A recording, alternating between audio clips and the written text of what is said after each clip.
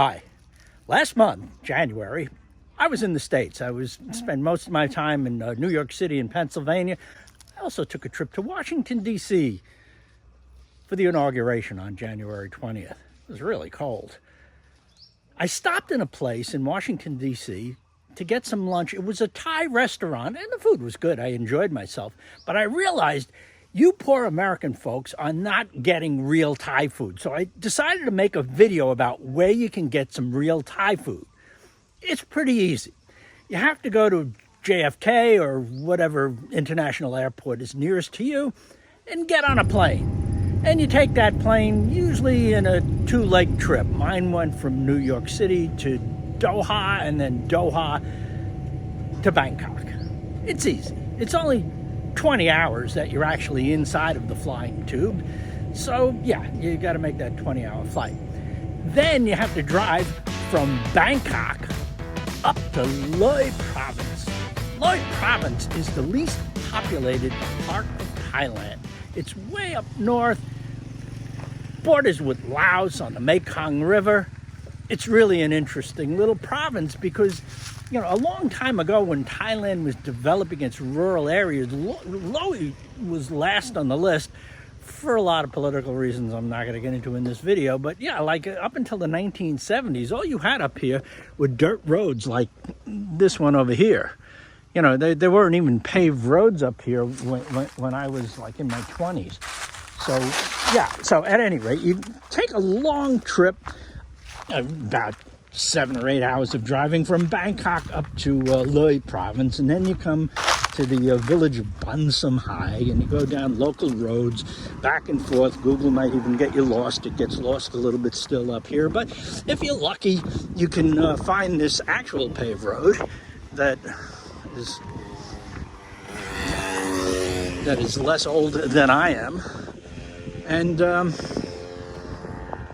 come to this place where you will get some real Thai food. Now, I love this place. It's like this little tucked away, you know, traditionally built Thai structure on a, I was gonna call it a pond, but I guess it looks more like a swamp.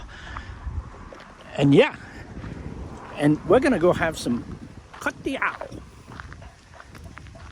So you go to Thai restaurants in the States and you can get good food. I mean, I had some panang curry in Washington, D.C. It wasn't bad. Tasted a little like Campbell's tomato soup. Had tofu in it.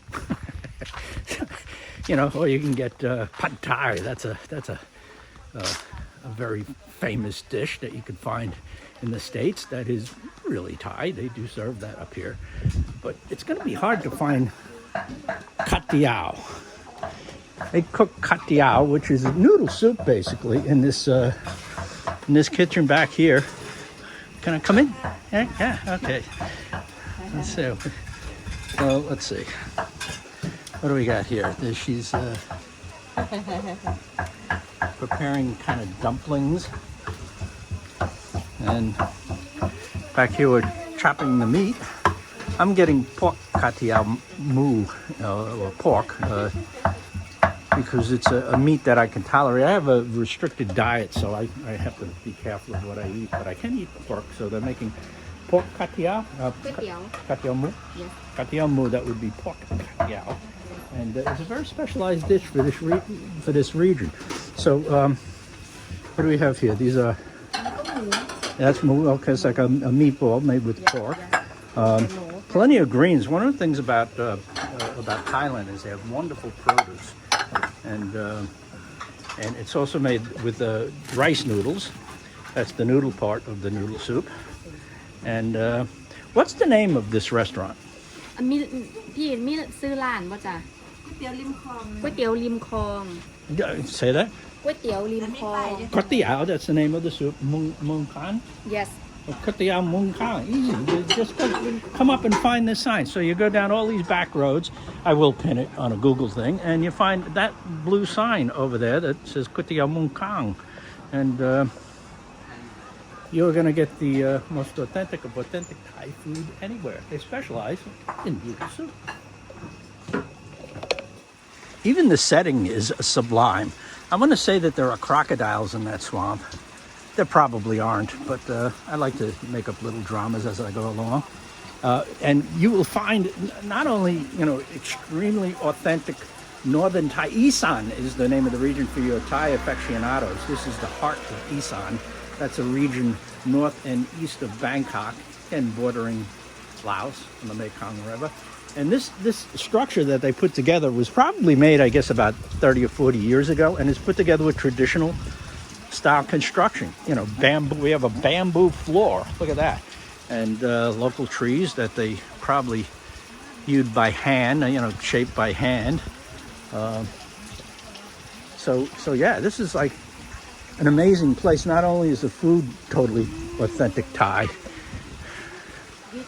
but so is the restaurant that you're going to be eating it in, along with my authentic Thai group of folks.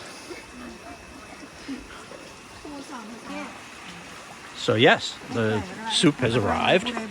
Katiao. It's this particular could be made with beef, chicken, or pork stock. This is a pork stock they made just especially for me. These are just meatballs made with pork. Again, from my request, slices of barbecued pork, and the rice noodles. And this is a root vegetable. What's that called? หัวไชเท้า Yeah, like I can't even pronounce that. But it's a root vegetable, kind of in the potato family, I suppose. Looks more like a fruit, doesn't it? And of course you have these wonderful bean sprouts and some locally grown lettuce. One of the things about Thailand is the produce available here is awesome. As are the ladies of Thailand, which I have 4 of them accompanying me for my lunch. Lucky me. If you listen carefully, you could hear water falling. And behind me, it doesn't show up that well in the video, but there's water dripping off the tin roof. And as I was listening to the waterfall, I was thinking, it hasn't rained here in weeks. What is that? And apparently, it's a clever way of aerating the pond. They're just dripping water off the roof into the pond and aerating it in the process. I thought that was a clever little workaround. Bye now. So here's a part that I shouldn't leave out of the story is we just had lunch for 5 people, and one of them had an ice cream dessert. That would be the 17-year-old, and